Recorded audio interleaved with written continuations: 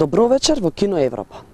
Вечерва ќе ви го прикажеме рускиот филм Јарик, посветен на илјадници деца кои паднале во рацете на мафијата која тргува со човечки органи. Воедно емисијата му ја посветуваме на рускиот филм. Според енциклопедиите, најзначаен руски режисер е Сергеј Ејзенштајн. Тој е автор на култниот филм Крстосувачот Потемкин, кој е снимен уште во далечната 1925 година. За негов наследник се смета режисерот Андреј Тарковски, кој воедно е и нашата вечерашна филмска легенда.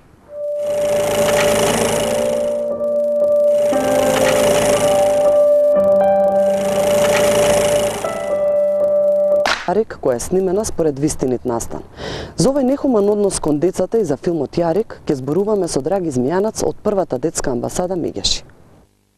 Господине Змијанац, вие имавте можност да го погледнете филмот кој ќе го гледаат нашите гледачи вечерва. Кажете ми како го доживеавте овој филм со оглед на тоа дека со години се занимавате со оваа проблематика?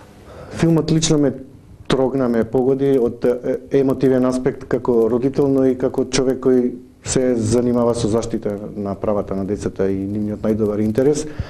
Во оној миг на недоволна внимателност и будност на родителот кога го остава детето, 6-годишното дете во станицата само и притоа му дава упатства да ја чува торбата и мајката заминува да му обезбеди храна затоа што детето гледа околу како другите јадат и изгладнето, беше клучниот момент на невнимание кое за жал заврши трагично. Детето заврши во Западна европска болница каде што му извадија орган. Господине Змијанац, вие имате долгогодишно искуство со разни случаеви поврзани со деца. Кажете ми, дали ви се случило да имате сличен или може би ист случај како оној на малиот Јарик? Па малиот Јарик е еден од многуте случаеви во нашата борба за заштита на децата од најлоши форми на злоупотреба на детски труд. Тоа не е само питачење, не е само детска проституција, детска порнографија, туку и трговија со деца и детски органи, која е развиена како форма на остварување на профит за сметка на децата.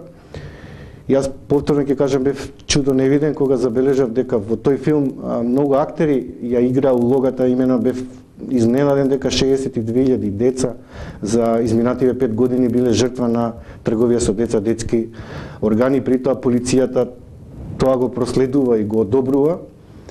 Во филмот Јарик беше навестено дека децата се продаваат и се испраќаат во приватни клиники каде се злоупотребуваат за трансплантација на органи. Господине Змијанац, колку е раширен овој нехуман однос кај нас или во регионот? Изненадувачки е како може да постои таков систем на организирана трговија со деца и детски органи, каде што возрастни луѓе го работат тоа на сметка на децата заработуваат, а притоа институциите на системот знаат или не знаат доволно да го превенират или сузбијат или да го спречат и го поддржуваат. Значи од етички и морален аспект е несватливо дека постојат такви луѓе кои со тоа се занимаваат.